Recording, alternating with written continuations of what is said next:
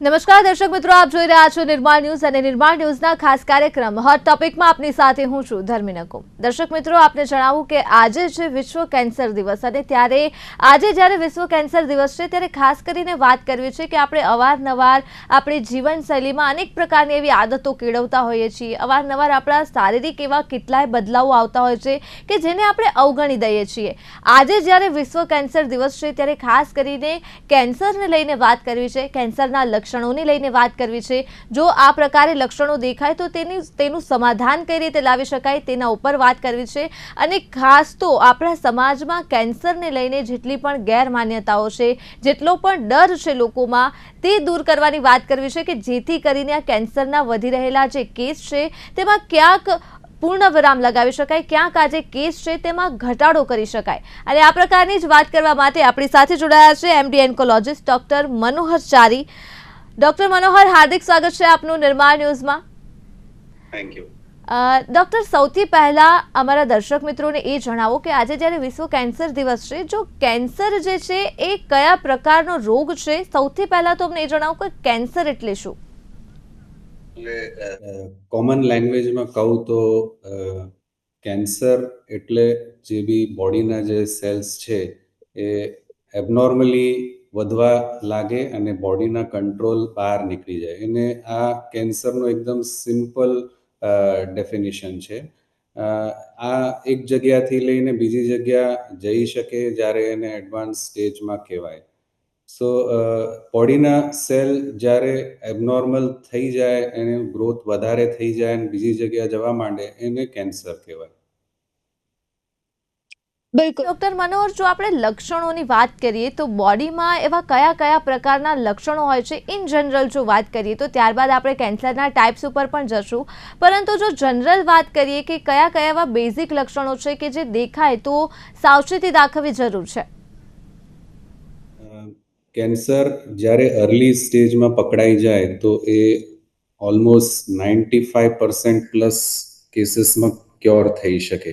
એટલે બહુ જરૂરી છે કે લોકો જાગૃત રહીને, અવેર રહીને અર્લી સ્ટેજમાં અમારી પાસે આવે તો આનું ક્યોર થઈ જાય। એટલે થોડાક એવા બોડીના લક્ષણો છે જે બધાએ ધ્યાન રાખવું જોઈએ અને એના માટે વહેલા ડૉક્ટર પાસે જવું જોઈએ। જેમ કે જે ખાંસી હોય, લાંબા સમયથી કોઈને ખાંસી થતી હોય, મટતી ના હોય, સામાન્ય દવાઓથી મટતી ના હોય, અથવા તો શરીરમાં કોઈ બી અસામાન્ય ગાંઠ કે સોજા હોય, ન મટતી ચાંદી હોય, ખોરાક લાંબા સમયથી પચતું ના હોય, ખોરાક ગળાથી ઉતારવામાં તકલીફ હોય, અથવા પેશાબ લાંબા સમયથી અટકીને આવતું હોય, પેશાબ કે સંડાસમાં લોહી પડતું હોય, લાંબા સમયથી વજન ઘટતું હોય કારણ વગર, અથવા તો જે લેડીઝ હોય એમાં સ્તનમાં ગાંઠ કે એવું હોય, એવા કોઈ સોજા કે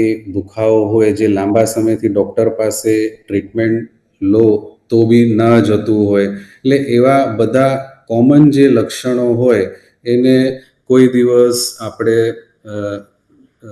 નેગ્લેક્ટ કરવી ના જોઈએ અને ઇમિડિયેટલી ડૉક્ટર પાસે જઈને યોગ્ય ઇન્વેસ્ટિગેશન અથવા તપાસ કરીને અર્લી ડાયગ્નોસિસ જે થઈ જાય તો આપણે ઓલમોસ્ટ 95% પ્લસ કેન્સરને મટાડી શકીએ। બિલકુલ। અને ડોક્ટર મનોહર, જો ચર્ચા કરીએ કેન્સરના કારણોની, આમ તો અનેક એવા કારણો હોય છે, અલગ અલગ કેન્સર હોય અને કેન્સર થવાના અલગ કારણ હોય, પરંતુ મુખ્યત્વે ક્યાંક જીવનશૈલીને લઈને તો સામાન્ય જ્ઞાન હોતું હોય છે લોકોમાં કે ક્યાંક ખાણીપીણીમાં દેખરેખ રાખવાની જરૂર છે, પણ આ સિવાય એવા કયા કયા મૂળભૂત કારણો છે કે જેના કારણે કેન્સરનો ભોગ બનતા હોઈએ છીએ? આપણે કેન્સરના કારણ જોવા જઈએ તો જે મોસ્ટ કોમન બે કારણ છે એ આપણી બેડ હેબિટ્સ છે। નંબર 1, જે આપણે તમાકુ, સ્મોકિંગ અથવા આલ્કોહોલ લેતા હોય, એ ઓલમોસ્ટ 30-40% જે કારણ હોય કેન્સરના, ટોબેકો અને આલ્કોહોલ છે। એના સિવાય બાકી 30% એવા કારણ છે જે આપણને ઇંગ્લિશમાં લાઈફસ્ટાઈલ કહીએ। લાઈફસ્ટાઈલ એટલે આપણે આપણા વજન ઉપર ધ્યાન ના દઈએ, આપણી ફિઝિકલ એક્ટિવિટી ના હોય, આપણે એવી રીતે ખોરાક આપણું હેલ્ધી ના હોય અને એ લાઈફસ્ટાઈલ એને કહેવાય. એટલે ઓલમોસ્ટ જે 60 to 70% જે કેન્સરના કારણ છે એ તમાકુ, આલ્કોહોલ અને આપણા લાઈફસ્ટાઈલના લીધે છે. આના સિવાય ઓલમોસ્ટ 15% કેસીસ જે શરીરમાં કોઈ હોર્મોનલ ઇમ્બેલેન્સ થતું હોય, એસ્પેશિયલી અમે આ લેડીઝમાં સ્તનના કેન્સરમાં જોતા હોઈએ છીએ, અથવા તો 10% એવા કેસીસ હોય જેમાં વારસાગત કેન્સર ચાલતું હોય એક પેઢીથી બીજી પેઢીમાં, જે ફેમિલી હિસ્ટ્રીમાં કેન્સર હોય તો એ લોકો ઇમિડિયેટલી અવેર થઈ જવું જોઈએ કે એ લોકોના ફેમિલીમાં કેન્સરનું હાઈ રિસ્ક છે. આના સિવાય જે બાકીના 4 to 5% જે કેસીસ એવા હોય એ આપણા પોલ્યુશનના લીધે, અથવા તો જે ખોરાકમાં પેસ્ટિસાઇડ્સની માત્રા હોય એનાથી, અથવા તો એવા રિસ્કી જોબ જે કરતા હોય જેમાં જે લંગ્સમાં પોલ્યુશનની માત્રા વધારે હોય. એટલે આ બધું કોમન કારણ છે, પણ મોસ્ટ કોમન 70% જે કેન્સરના કેસીસ છે એ આલ્કોહોલ, સ્મોકિંગ અને આપણા લાઈફસ્ટાઈલ સાથે રિલેટેડ છે. એટલે આનું આ મિનિંગ થયું કે આપણે 70% કેસીસમાં આપણે અવેર રહીએ અને આ બધી બાબતોનું ધ્યાન રાખીએ, બેડ હેબિટ્સ ન રાખીએ અને પ્રોપર લાઈફસ્ટાઈલ ઉપર ધ્યાન આપીએ તો આપણે કેન્સરથી બચી શકીએ. બિલકુલ, એટલે ડૉક્ટર, આપણે સ્મોકિંગની વાત કરીએ છીએ તો મને સવાલ એ થાય છે કે પેસિવ સ્મોકિંગ કેટલું હાનિકારક છે તેના વિશે જણાવો, કે પેસિવ સ્મોકિંગથી શું કોઈ કેન્સર થવાની સંભાવના છે કે નહીં? જેટલું રિસ્ક સ્મોકર ન હોય એટલું સેમ રિસ્ક પેસિવ સ્મોકરમાં હોય. એટલે જ બધા ગવર્મેન્ટે બધા કાયદા કાનૂન બનાવ્યા છે કે પબ્લિક પ્લેસમાં સ્મોકિંગ ન કરવી, પણ એ લોકો સિરિયસલી લેતા નથી. કોઈ સ્મોક કરતા હોય ને એનું જે પેસિવ સ્મોક આપણે બીજા જે ન સ્મોક કરતા હોય એ ઇન્હેલ કરે તો એને ઇક્વલી રિસ્ક છે. જેમ કે એક સિગરેટમાં જે એના ધુઆ હોય એમાં એટલા બધા કેમિકલ્સ હોય કે એ જે માણસ જે સ્મોકિંગ કરતું હોય એને તો રિસ્ક છે જ, પણ આજુબાજુવાળા લોકો જે એ સ્મોક ઇન્હેલ કરતા હોય એને બી ઇક્વલ રિસ્ક છે. સો પેસિવ સ્મોકિંગ એક મોટું કારણ છે કે કેન્સરના રિસ્ક માટે. બિલકુલ. અને હવે આપણે જો વાત કરીએ તો કેન્સરના કેટલા પ્રકારો હોય છે, મુખ્યત્વે કેટલા પ્રકારો હોય છે, અને સૌથી વધારે કયા કયા પ્રકારના કેન્સર જે છે એ વધારે જોવા મળે છે કેસીસ? આપણે ટોપ 5 કેન્સર્સની વાત કરીએ તો આપણે જેન્ટ્સમાં એટલે મેલમાં લઈએ તો જે કોમન જે મેલમાં કેન્સર છે એ આપણે મોઢાનું અથવા ગળાનું કેન્સર હોય નંબર 1. બીજું ફેફસાનું કેન્સર. નંબર 3 સ્ટમક, એટલે જે પેટની અંદર સ્ટમક છે એનું કેન્સર, જે આપણે આંતરડાના કેન્સર અને અન્નનળીના કેન્સર. આ 5 મેલમાં કોમન કેન્સર્સ છે. ફિમેલમાં બ્રેસ્ટ કેન્સર નંબર 1, ફિમેલમાં બી મોઢાના કેન્સર, ગળાના કેન્સર, સર્વિક્સના કેન્સર, ફેફસાના કેન્સર અને જે સ્ટમક એટલે ગેસ્ટ્રિક કેન્સર. આ 5 જે ટોપ 5 કેન્સર્સ જે છે. આના સિવાય ઇન પ્રેક્ટિસ એવું જરૂરી નથી કે આ જ 5 કેન્સર અમે જોતા હોઈએ. અમે almost 20 different types of cancers જોતા હોય, ફ્રોમ હેડ ટુ ટો, જેમ કે ગળાનું, અન્નનળીનું, ફેફસાનું, સ્તનનું, ગેસ્ટ્રિક કે આંતરડાનું, પ્રોસ્ટેટના કેન્સર, લીવરના કેન્સર, કિડનીના કેન્સર. એટલે આ ઇન જનરલ જે ટોપ 5 કેન્સર્સ છે, બાકી બધા કેન્સર્સ એના કરતાં ઓછા જોવા મળે. બિલકુલ. અને ડૉક્ટર મનોહર, જો હવે આપણે આ ટાઈપ્સમાં જ વાત કરીએ તો સૌથી પહેલાં અમારા દર્શક મિત્રોને એ જણાવો કે ઓરલ કેન્સર એટલે કે મોઢાના જે કેન્સર થતું હોય છે તેના લક્ષણો શું હોય છે, કયા પ્રકારે ઓળખી શકાય કે મને આ પ્રકારનું કેન્સર થયું છે, અને જો આ પ્રકારનું કેન્સર થવા પાછળના કયા કારણ છે, અને જો કેન્સર થાય તો શું કરવું જોઈએ ઓરલ કેન્સરમાં ખાસ કરીને? જે ઇન્ડિયાના ડિફરન્ટ રિજનમાં જુદા જુદા પ્રકારના કેન્સર, પણ આપણે ગુજરાત, મધ્યપ્રદેશ, મહારાષ્ટ્ર અને રાજસ્થાનમાં જે ઓરલ તમાકુ કે ગુટકાનું ખૂબ જ પ્રયોગ થાય છે એ એકદમ બહુ ખરાબ હેબિટ છે. એના લીધે ઓરલ કેન્સર બહુ કોમન છે. એસ્પેશિયલી ગુજરાતમાં તમે જુઓ તો જે બી લાંબા સમયથી ગુટકા કે તમાકુ લેતા હોય એ લોકોના મોઢાની અંદર ઓલવેઝ ચાંદી હોય, અને જે મોઢાની અંદર જે પેચ હોય, અમે એને લ્યુકોપ્લેકિયા કે વ્હાઇટ કલર પેચ કે રેડ કલર પેચ, એ એકચ્યુઅલી કેન્સર ના હોય, પણ કેન્સર કરતા એક પ્રીવિયસ સ્ટેજ હોય, કેન્સર એ ના હોય, નોર્મલ નોન. એવા કેસીસમાં, એવા લોકોમાં એ ફ્યુચરમાં જઈને કેન્સર બની જાય એવો ફૂલ ચાન્સ છે. એટલે ઓરલ કેન્સરને ડિટેક્ટ કરવું એટલું હાર્ડ નથી, કેમ કે એ ઇઝીએસ્ટ કેન્સર છે. આપણે ડેન્ટિસ્ટ પાસે જતા હોઈએ, આપણે સામે મિરરમાં આપણે જોઈએ એટલે આપણને ચાંદી મોઢાની અંદર દેખાઈ જાય અથવા ગાંઠ દેખાઈ જાય. એટલે મોસ્ટ પ્રોબલી એવા જે કેન્સર્સ છે એ એક તો લોકોમાં અવેરનેસ હોતી નથી ને બહુ લેટ ડૉક્ટર પાસે તપાસ માટે પહોંચતા હોઈએ છે. એટલે મોઢાની અંદર આપણે કોઈ બી કલર ડિફરન્ટ એવા પેચ હોય, વ્હાઇટ કે રેડ પેચ હોય, અથવા તો જે ચાંદી અથવા અલ્સર જે મેડિકલ ભાષામાં કહેતા હોય, જે મટતી ના હોય, એ લાંબા સમયથી હોય ને એ વ્યક્તિ રેગ્યુલરલી ઓરલ ટોબેકો લેતો હોય અથવા ગુટખા ખાતા હોય, એટલે એ લોકોને ઇમિડિયેટલી જઈને સર્જન પાસે કે ડૉક્ટર પાસે બતાવવાની આવશ્યકતા છે.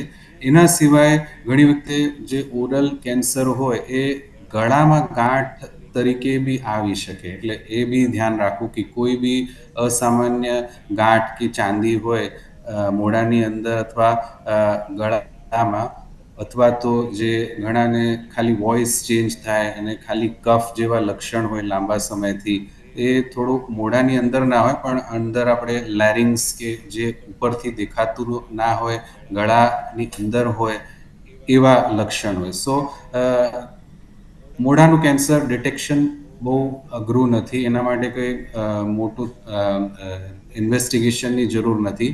એ તો ખાલી ડૉક્ટર જોઈને બી બતાવી શકે, પણ અર્લી જે ડૉક્ટર પાસે પહોંચે તો એનું અર્લી ડાયગ્નોસિસ થાય અને અર્લી ટ્રીટમેન્ટ થાય. બિલકુલ. અને ડૉક્ટર મનોહર, હવે આપણે વાત કરીએ સ્ત્રીઓ વિશે. તો સ્ત્રીઓને સામાન્ય રીતે સ્તન કેન્સર અને સર્વાઇકલ કેન્સર એટલે કે ગર્ભાશય કેન્સર જે હોય છે વધારે થતું હોય છે, એટલે હવે તેના વિશે જણાવો. એમાં પણ જો સ્તન કેન્સરની આપણે વાત કરીએ ડૉક્ટર, તો સામાન્ય રીતે આપણે એ કેન્સર ડિટેક્ટ થવામાં ઘણી મુશ્કેલીઓ પડતી હોય છે. એટલે કયા કારણોસર આ જે કેન્સર છે એ થાય છે, મહિલાઓમાં વધારે જોવા મળે છે, અને આ જો કેન્સર થાય તો કયા પ્રકારે તેની સારવાર લઈ શકાય? જે બે ટાઈપના કેન્સર આપણે લેડીઝમાં, એટલે બ્રેસ્ટ કેન્સર અને યુટ્રસના કેન્સર, અને અમે સર્વિક્સનું કેન્સર એને કહેતા હોઈએ. સો જે સ્તનનું કેન્સર છે એના ઘણા મલ્ટીફેક્ટોરિયલ, એટલે ઘણા બધા કોઝ હોય, એક સ્પેસિફિક કોઝ નથી હોતું. એટલે સ્તનના કેન્સર જનરલી જે ફેમિલીમાં હોય તો કોમન વધારે છે. જે બી કદાચ હોર્મોનલ ઇમ્બેલેન્સ બોડીમાં હોય તો સ્તનનું કેન્સર થઈ શકે. જે બહુ જ આપણે વજન વધારે હોય ફિમેલમાં, જે ઓબિસિટી અમે કહીએ, એ લોકોને બી રિસ્ક વધારે હોય. એટલે જે જનરલ ફેક્ટર્સ જે કેન્સરના આપણે વાત કરી એ બી સ્તન કેન્સરમાં લાગુ થાય છે. પણ મોસ્ટ ઇમ્પોર્ટન્ટ એ છે કે આપણે સ્તનના કેન્સરને કેવી રીતે અર્લી ડિટેક્ટ કરી શકીએ, અને એ અઘરું નથી. એના માટે ઓલરેડી બધા ગાઈડલાઇન્સ છે, જેને અમે સ્ક્રીનિંગ કહેતા હોઈએ અમારી ભાષામાં. સ્ક્રીનિંગ એટલે શું? જે રેગ્યુલર ટાઈમે ડૉક્ટર પાસે જઈને અથવા હોસ્પિટલમાં જઈને અમે ઇન્વેસ્ટિગેશન કરીએ અને રેગ્યુલર અર્લી સ્ટેજમાં કેન્સરને ડિટેક્ટ કરી લઈએ, એને સ્ક્રીનિંગ કહેવાય. એટલે સ્તન કેન્સરના સ્ક્રીનિંગ માટે ઓલરેડી જે બધાએ લેડીઝે અવેર રહેવું જોઈએ કે જે સેલ્ફ એક્ઝામિનેશન, એટલે પોતાનું ચેકઅપ પોતે પહેલાં કરતું રહેવાનું. એવરી મંથ જે સ્તનનું એક્ઝામિનેશન કરવાનું, કોઈ એબનોર્મલ ગાંઠ જેવી કે સ્વેલિંગ જેવી હોય તો અર્લી ડૉક્ટર પાસે જવું. એના સિવાય જે સ્ક્રીનિંગ ગાઈડલાઇન્સ છે, જે મેમોગ્રાફી એક ટાઈપની એક્સરે હોય, જે મેમોગ્રાફી એવરી 1 કે 2 વર્ષ, એટલીસ્ટ 50 વર્ષના એજથી લેડીઝે ચાલુ કરવું જોઈએ. એટલે મેમોગ્રાફીથી જે ઉપરથી ગાંઠો ન દેખાતી હોય એ પણ દેખાઈ જાય. પણ જે બી જે લેડીઝમાં જે ફેમિલી હિસ્ટ્રી અથવા એના કોઈના ફેમિલી મેમ્બરને ઓવેરી કે બ્રેસ્ટનું કેન્સર થયેલું હોય, એ લોકો જરૂરી નથી કે 50 વર્ષના એજમાં જ, એ લોકો અર્લી 35 કે 40 વર્ષથી બી જઈને રેગ્યુલર મેમોગ્રાફી કરાવી શકીએ. સો મેમોસોનોગ્રાફીથી અર્લી સ્તનનું કેન્સર પકડાઈ જાય. હવે બીજું કેન્સર રહ્યું જે સર્વિક્સ કે યુટરસનું કેન્સર, એના માટે બી સ્પેસિફિક ગાઈડલાઈન ઓલરેડી છે. જે સર્વિક્સનું જે કેન્સર છે એ એક ટાઈપનું વાયરસ, જે હ્યુમન પેપિલોમા વાયરસ જેને કહેતા હોઈએ, એનાથી થતું હોય છે. સો આજના જમાનામાં સર્વિક્સ કેન્સર એક એવું કેન્સર છે જેના માટે આપણી પાસે વેક્સિન બી અવેલેબલ છે, અને 9 yearsથી 15 yearsની એજની વચ્ચે એ વેક્સિન બી આપી શકીએ, જે સર્વિક્સ કેન્સરને એકચ્યુઅલી પ્રિવેન્ટ કરે. એના સિવાય આપણે વેક્સિન તો રેગ્યુલરલી અપાવી જ જોઈએ સર્વિક્સ કેન્સર માટે. એના સિવાય એના માટે જે સ્ક્રીનિંગ જે કહેવાય, સ્ક્રીનિંગ એટલે ડૉક્ટર પાસે જઈને રેગ્યુલર આપણે તપાસ કરવો, એ 21 વર્ષના એજથી ચાલુ કરવું જોઈએ. એમાં એક ટેસ્ટ હોય જે પેપ ટેસ્ટ કહેવાય, અને બીજું HPV ટેસ્ટ જે આ વાયરસને ડિટેક્ટ કરે. એટલે એ આ રેગ્યુલરલી આપણે આ ટેસ્ટિંગ કરીએ એક સ્પેસિફિક ઇન્ટરવેલમાં, તો as early as possible early સ્ટેજમાં કોઈને થતું હોય તો પકડાઈ જાય અને એની યોગ્ય ટ્રીટમેન્ટ થઈ જાય. સો આ બે કેન્સરને પ્રિવેન્ટ કરવા માટે સૌથી પહેલાં લોકોમાં અવેરનેસની જરૂર છે. નંબર 2, એ લોકો અર્લી ડૉક્ટર પાસે જાય અને જે બી રેગ્યુલર જે સ્ક્રીનિંગના ગાઈડલાઇન્સ છે, જે બ્રેસ્ટ કેન્સર માટે મેમોગ્રાફી અથવા તો સર્વિક્સ કેન્સર માટે આ પેપ ટેસ્ટ અને HPV ટેસ્ટ એ રેગ્યુલરલી કરે તો અર્લી ડાયગ્નોસિસ આ બે કેન્સરનું થઈ જાય. બિલકુલ. અને ડૉક્ટર મનોહર, હવે સવાલ એ થાય, કેન્સરને લઈને આમ તો સમાજમાં કેટલી માન્યતાઓ છે, ગેરમાન્યતાઓ છે, તેના વિશે થોડીક ચર્ચા કરીએ. સૌથી પહેલાં આપ એ જણાવો કે કેન્સર જે રોગ છે એ વારસાગત છે કે નહીં? અગર કોઈને કેન્સર થયું હોય પરિવારમાં, તો તેની આવનારી પેઢીને કેન્સર થવાની કેટલી સંભાવના? આજના જમાનામાં જે ફેમિલી હિસ્ટ્રી હોય એ કેન્સર માટે એક મોટું રિસ્ક કહેવાય. કોઈ બી ફેમિલીમાં કોઈને બી કેન્સર હોય એટલે જેને અમે મેડિકલ ભાષામાં ફેમિલી હિસ્ટ્રી ઓફ કેન્સર કહેતા હોઈએ, તો એ લોકોના બધા જે ફેમિલી મેમ્બર્સ છે એને એલર્ટ રહેવું જોઈએ. અને એમાં એકચ્યુઅલી કરવાનું હોતું નથી. એમાં જે રેગ્યુલર માણસ રેગ્યુલર ટાઈમે જઈને સ્ક્રીનિંગ કરતા હોય એવી રીતે આ લોકોને અવેર રહેવું જોઈએ. અને જે બી સ્ક્રીનિંગ ગાઈડલાઇન્સ છે, જેમ કે અમે બ્રેસ્ટ કેન્સર માટે 50 વર્ષથી કહેતા હોય, કોઈને ફેમિલી હિસ્ટ્રી હોય તો એ અર્લી 35 વર્ષથી બી ચાલુ કરી શકે. એટલે અમારું પ્રાઇમરી એમ છે કે ફેમિલી હિસ્ટ્રી હોય એટલે એ લોકોને ઓલરેડી ખબર છે કે અમારા રિસ્ક વધારે છે, એટલે એ વહેલા જઈને તપાસે તો અર્લી સ્ટેજમાં પકડાય. એટલે એ એવું બી નથી કે આપણે દરેક મહિના જઈને ચેક કરવાનું હોય. એના ફિક્સ ઇન્ટરવલ હોય. દરેક કેન્સરમાં કે આટલા ટાઈમે આ રિપોર્ટ કરવું જોઈએ. એ તમે કોઈ બી રેગ્યુલર હોસ્પિટલ, ગવર્મેન્ટ હોસ્પિટલ કે કેન્સર હોસ્પિટલમાં તો બધાનું ગાઈડલાઈન કોમન જ છે. એટલે કોઈને ફેમિલી હિસ્ટ્રી હોય તો રિસ્ક છે કે થઈ શકે, પણ એવું જરૂરી નથી કે બધા 100માંથી 100 જણને ફેમિલી હિસ્ટ્રી હોય તો કેન્સર થાય. પણ જે રિસ્ક હોય, સપોઝ જે લક ખરાબ હોય તો એને રિસ્ક વધારે હોય કે એને ફેમિલીમાં હોય તો એને થઈ શકે. એટલે એને આ રિસ્કને ઓછું કરવા માટે એક જ સોલ્યુશન છે કે એ વહેલું જઈને બધી ઇન્વેસ્ટિગેશન જે પ્રિસ્ક્રાઇબ છે એ રેગ્યુલર ઇન્ટરવલ ઉપર કરતા. બિલકુલ. અને ડૉક્ટર મનોહર, કેન્સર એટલે એક જોવા જઈએ તો લોકોમાં હજી પણ કેન્સરનું નામ શબ્દ સાંભળીને જ લોકો ડરી જાય છે. એટલે હવે એ જણાવો કે કેન્સર એ હવે તો જો કે જોવા જઈએ તો એ માત્ર પહેલાં એવું માનવામાં આવતું હતું કે કેન્સર આવે એટલે જીવનનો અંત, પણ હવે અમારા દર્શક મિત્રોને એ જણાવો કે કેન્સરથી પણ બહાર નીકળી શકાય, કઈ રીતે નીકળી શકાય, અને ખાસ કરીને તો સર્વાઈવલ રેટ જે છે કેન્સર પેશન્ટનો એ કેટલો વધ્યો છે? આજે 2026 છે ને આજની કેન્સર ટ્રીટમેન્ટમાં અને 20 વર્ષ પહેલાની કેન્સર ટ્રીટમેન્ટમાં બહુ ડિફરન્સ આવી ગયું છે. એક તો અત્યારે બધી હોસ્પિટલમાં બધી ફેસિલિટીઝ છે, એટલે ડાયગ્નોસિસ હવે વહેલું થવાનું ચાલુ થઈ ગયું છે. એટલે અમે એક જમાનામાં ચોથા સ્ટેજમાં જ બધા કેન્સર પકડતા હતા, પણ હવે ફર્સ્ટ કે સેકન્ડ સ્ટેજમાં મેજોરિટી કેન્સરને હવે પકડી લઈએ છીએ. એટલે કેન્સરની ટ્રીટમેન્ટમાં બી હવે ઘણું બધું ઓપ્શન આવી ગયા છે. હવે ડિફરન્ટ ટાઈપ ઓફ મશીન્સ છે, different type of surgical techniques છે. હવે દવાઓમાં અમે ટાર્ગેટેડ થેરેપી, ઇમ્યુનોથેરેપી, બધી ટાઈપની થેરેપી, વેક્સિન થેરેપી બધું યુઝ કરતા હોઈએ છીએ. એટલે એક જમાનામાં જે ફોર્થ સ્ટેજના જે કેન્સર હોય એમાં બહુ જ ઓછી લાઈફ હતી, એટલે રિઝલ્ટ આવતું નહોતું. પણ હવે કેન્સરને અમે જેનેટિક લેવલ સુધી સ્ટડી કરીને એની સામે સ્પેસિફિક ટ્રીટમેન્ટ આપતા હોય, એને અમારી ભાષામાં પ્રિસાઇઝ અથવા પ્રેસિશન મેડિસિન કહેતા હોઈએ, કે એકદમ જરૂરિયાત પૂરતું જે સ્પેસિફિક પ્રોબ્લેમ છે કેન્સરના જેનેટિક લેવલ ઉપર એની સામે દવા આપતા હોઈએ.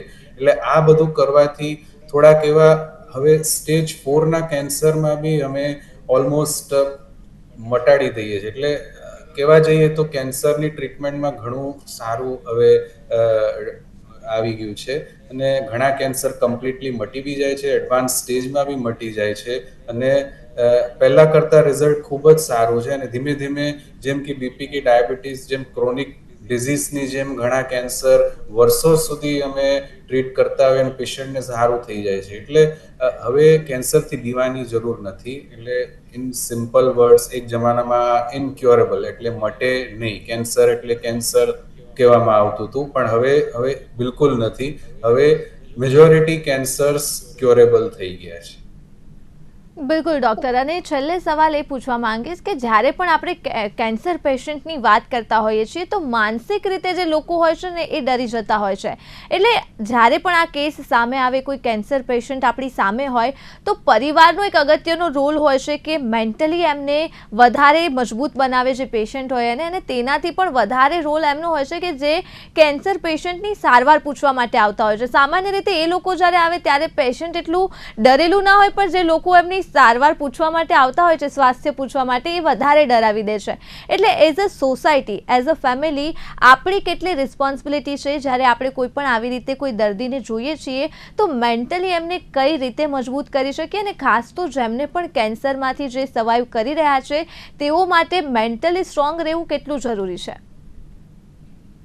મોસ્ટ ઇમ્પોર્ટન્ટ આમાં જે કહેવાય છે પોઝિટિવ એટીટ્યુડ લઈને ચાલવું. પોઝિટિવ એટીટ્યુડ આપણે નોટ ઓનલી કેન્સર પેશન્ટ પણ એના બધા ફ્રેન્ડ્સ, રિલેટિવ્સ એક્સેટ્રા, સૌથી પહેલા તો મનમાંથી એવું કાઢી દેવાનું કે ભાઈ આ મટે નહીં. આપણે પોઝિટિવ એટીટ્યુડ સાથે જે પેશન્ટ જે હોય કેન્સરના, એને પોઝિટિવ એટીટ્યુડ રાખવાનો કે આ 100% મટશે.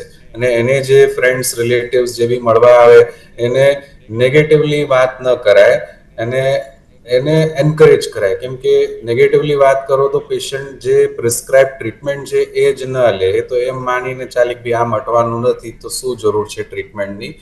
હવે ટ્રીટમેન્ટ એટલું ડિફિકલ્ટ નથી, બધા ટ્રીટમેન્ટ ઓપ્શન અવેલેબલ છે. અને જેવી રીતે આપણે હાર્ટ ડિસીઝ, કિડની ડિસીઝમાં બધા કેટલી બધી ટ્રીટમેન્ટ્સથી બધા પેશન્ટ્સ લોંગ ટર્મ રહે છે, એ પ્રમાણે કેન્સરમાં બી હવે બધી ટ્રીટમેન્ટ્સથી પેશન્ટની લાઈફ લોંગ છે. એટલે નંબર 1 એટીટ્યુડ પોઝિટિવ રહેવું જોઈએ. નંબર 2 આપણે બધાએ અવેર રહેવું જોઈએ કે ભાઈ આ જરૂરી નથી કે કોઈને કેન્સર થાય તો મને ન થઈ શકે. એટલે cancer can come to anybody. એટલે જે બી જે રેગ્યુલર સ્ક્રીનિંગ મેથડ્સ છે, જેને મોસ્ટ પ્રોબેબલી આપણે બધી વસ્તુનું ધ્યાન રાખીએ છીએ અને પોતાના હેલ્થને નેગ્લેક્ટ કરતા હોય, એટલે આપણે બેડ હેબિટ્સથી દૂર રહીને લાઈફસ્ટાઈલ સુધારીને જે પ્રોપર જે સ્ક્રીનિંગ ગાઈડલાઇન્સ જે છે કે આટલા ટાઈમે આટલા એજે આ રિપોર્ટ કરવું જોઈએ, એ બધું આપણે રેગ્યુલર ફોલો કરવાનું. એટલે પેશન્ટ તો છે જ, કેન્સર પેશન્ટને એન્કરેજ કરીને એને મેન્ટલી મજબૂત બનાવવાનું. અને જે આમ કેન્સરની ટ્રીટમેન્ટને આમ બહુ કઠિન કહેતા હોય કે આની સાઈડ ઇફેક્ટ એટલી બધી હોય, આ તમને ન સહન થાય એક્સેટ્રા, પણ એવું નથી હોતું. બધી વસ્તુમાં સોલ્યુશન અવેલેબલ છે. કેન્સરની ટ્રીટમેન્ટની સાઇડ ઇફેક્ટ્સને ટ્રીટ કરવા માટે હવે બહુ સરસ બધી દવાઓ આવી ગઈ છે. મોસ્ટલી બધા અમારા પેશન્ટ કેન્સરના ટ્રીટમેન્ટ સાથે રેગ્યુલર વર્કે કરતા હોય, નોર્મલ લાઈફસ્ટાઈલે જીતા હોય. એટલે બધાને એસ્પેશિયલી જે પેશન્ટની સાથે હોય, એના કેર ગીવર હોય, એને સમજવું જોઈએ કે એને પોઝિટિવલી એપ્રોચ કરીને કમ્પ્લીટ ક્યોર સુધી લઈ જવાની જરૂર છે. બિલકુલ, thank you so much doctor Manohar, અમારી સાથે જોડાવા બદલ અને ખૂબ જ સુંદર વિગતો આપવા બદલ ફરી એક વખત આપનો આભાર. તો દર્શક મિત્રો, હોટ ટોપિકમાં જે પ્રકારે આજે ચર્ચા કરી છે વિશ્વ કેન્સર દિવસ છે, અને જે પ્રકારે આપણા એક્સપર્ટ ડોક્ટર મનોહરે જણાવ્યું છે કે ખાસ કરીને કેન્સરથી ડરવાની જરૂર નથી, પરંતુ કેન્સર પ્રત્યે જાગૃતતા દાખવવાની ચોક્કસ પ્રકારે જરૂરિયાત છે. ફરી મળીશું નવા વિષય સાથે. હાલ મને આપશો રજા. નમસ્કાર.